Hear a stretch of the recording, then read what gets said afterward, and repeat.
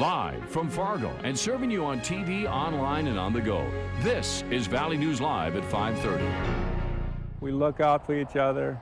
We watch and make sure garages are shut at night, things of that nature. Many people living in a North Fargo neighborhood say they're worried after another home break-in. Good evening and thank you for joining us. But there's a twist in this situation. The homeowners were there and confronted the suspect before they ran off. While the homeowner is left picking up the pieces, Valley News Team's Bradford Eric takes us inside this frightening situation. It was 6:30 a.m. in the 3100 block of Peterson Parkway last week. A woman heard a noise, checked on her child, and called police from behind that locked bedroom door. Then 5:45 this morning, it was Bonet Boulevard. A homeowner heard a noise, went downstairs, and found a young white man in their house. Along with that, Fargo police are also investigating another burglary that happened overnight, just down the block. The homeowner says 2 motorcycles were stolen. It understandably has some neighbors pretty worried. Yeah, it's very concerning, considering my grandkids live close to me up north here. Edlin says he makes sure his doors and windows are locked up tight. He also grabs his truck keys and makes sure it's secured before heading to bed. If you leave your vehicle unlocked and you got your garage door opener, they can open that thing and open your garage in a heartbeat. Another couple just doors away said they had no idea of what happened overnight and this morning and began questioning why the police weren't notifying the neighborhood. When they do confront someone, whether it's just by verbally or by physical force or whether it's a gun, you don't know the mindset of that suspect. You don't know if they're the influence of drugs or alcohol. Deputy Chief Joe Anderson says the suspects in the home burglaries are lucky they didn't get a slug to the chest. There's a large population of hunters in the Fargo area and many gun owners.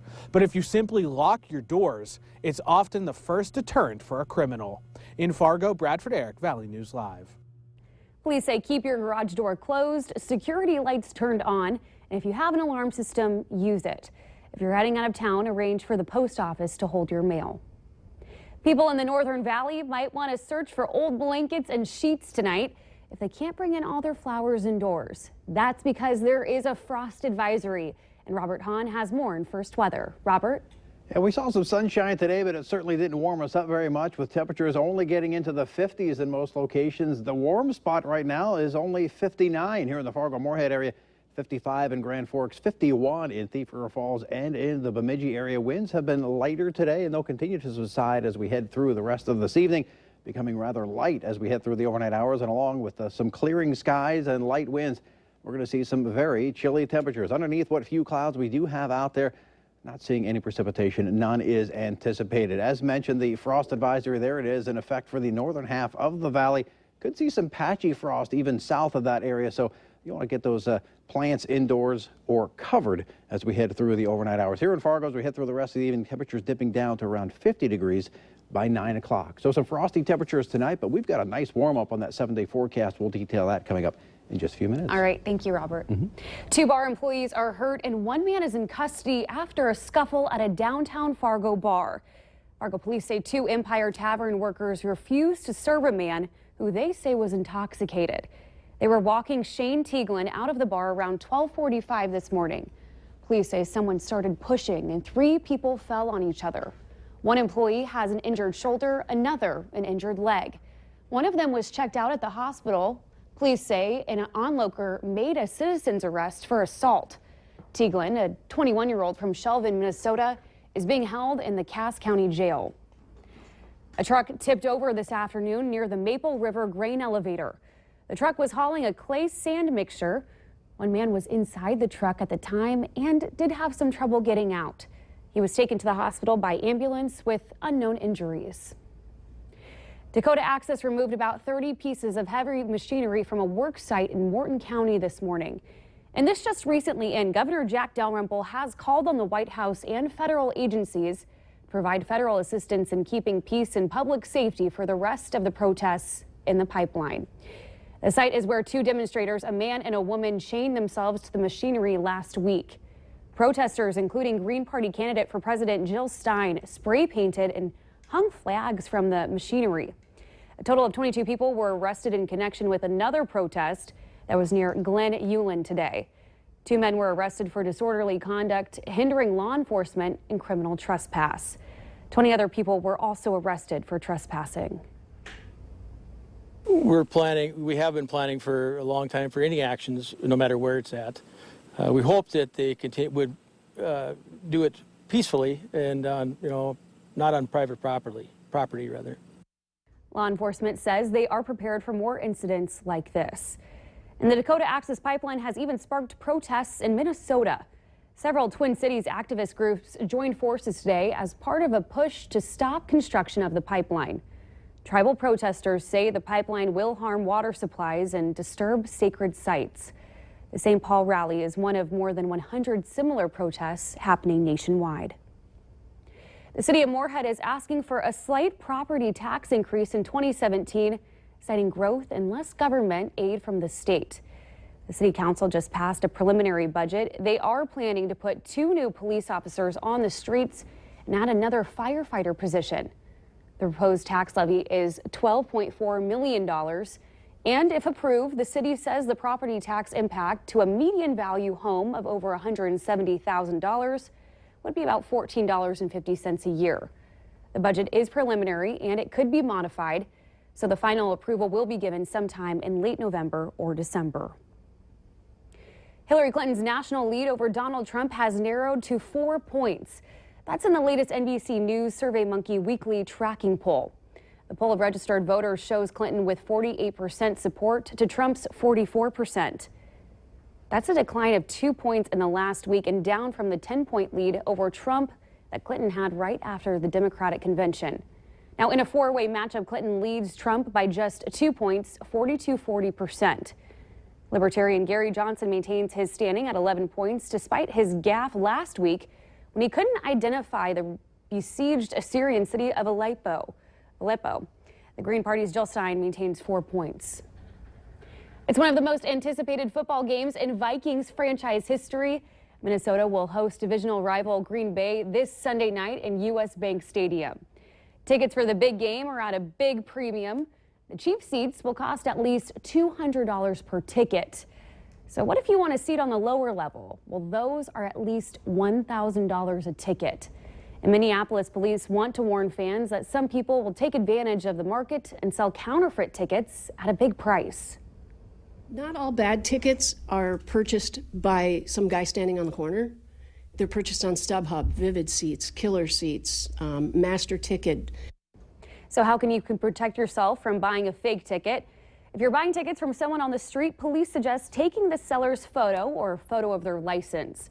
Also ask the seller if they would walk with you to the ticket counter to redeem your ticket. Now, if they don't do any of those things, police say they are likely selling fake tickets. The Minnesota Vikings have had some colorful matchups with the Dallas Cowboys over the years. On December 1st, Minnesota's team and the Cowboys will meet in another clash that will be colorful even if the game isn't good. Both squads will wear Color Rush uniforms designed by Nike. This is what Vikings gear will look like. The Vikings revealed this model this morning. The whole uniform will include deep purple jerseys with minimal gold piping, purple pants, and of course, purple socks. Driver's license offices statewide will be temporarily closed on September 28th. The closure will allow employees with the North Dakota Department of Transportation to take some required annual training. Here are the affected locations in our area. The Grand Forks Driver's Office off of Washington Street will be closed from the 26th to the 28th. Business will be back to normal the following Thursday, which is the 29th. Small town community pride is alive and well in Oakley, Minnesota. Oakley is 25 miles southeast of Thief River Falls. Now, because of one man's efforts, Oakley can boast something that Fargo, a town that's much larger, cannot, and that's a city flag. When Matthew Genova retired as a police officer in Southampton, New York, just a few years back, he decided to move to Oakley, Minnesota, which has a population of 429 people, just to be closer to friends. Then he decided something was missing, a city flag. This over here is the French Canadian of the people that settled here, and this is the Norwegian flag, and this is to represent the farmers, and of course the city was established in 1910. They will hold a special ceremony in Oakley on September 30th to dedicate their new city flag. Meanwhile, an effort to establish a city flag for Fargo remains in limbo. A group called the Arts Partnership started a campaign to design a new flag last fall, but they still haven't chosen one. If you are up for a challenge, this is the weekend where it's totally acceptable to play in the mud and raise money for good causes. The 5th annual Vikings Challenge and Crusade is happening in Fergus Falls, an extreme wilderness mud run with about 13 to 18 obstacles. As you can see, Valley News Team's Ashley Bishop tried out a few this morning. She got a little muddy when going through the triple humps and successfully made it through the swing. There are 3 different options for people: a 5K, 10K, and family fun run. The event is open to all ages and activity levels. You know, watching the families, you know, and I think one guy really summed it up. He says, watching families work through obstacles together. And, you know, that's kind of the event here. If you don't want to get dirty, you can also watch, and there is free parking and camping. Some call it the biggest farm show in the upper Midwest. The Big Iron Gates opened this morning at the fairgrounds in West Fargo. Farm equipment dealers, market analysts, and even crafters were all super busy at today's event. Last year, some 70,000 people took in the show. This is the 36th year for the Big Iron. The show runs from 9 to 5 tomorrow, 9 to 4 Thursday, and it's free. There's no charge to get in, no charge for parking as well. And don't forget to tune in tonight to watch myself and Robert Hahn on the new Valley News Live at 9 o'clock on the Fargo CW. Here's a look at some of the programming this evening on the CW. It starts off with The Flash at 7, followed up by Mad TV at 8. Then it's Valley News Live at 9, followed by Seinfeld at 9:30.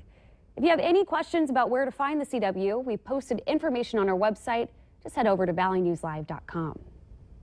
A lot of you have Black & Decker electric blowers for your lawn, but certain models are being recalled because they could cut your fingers. Those details are still ahead tonight.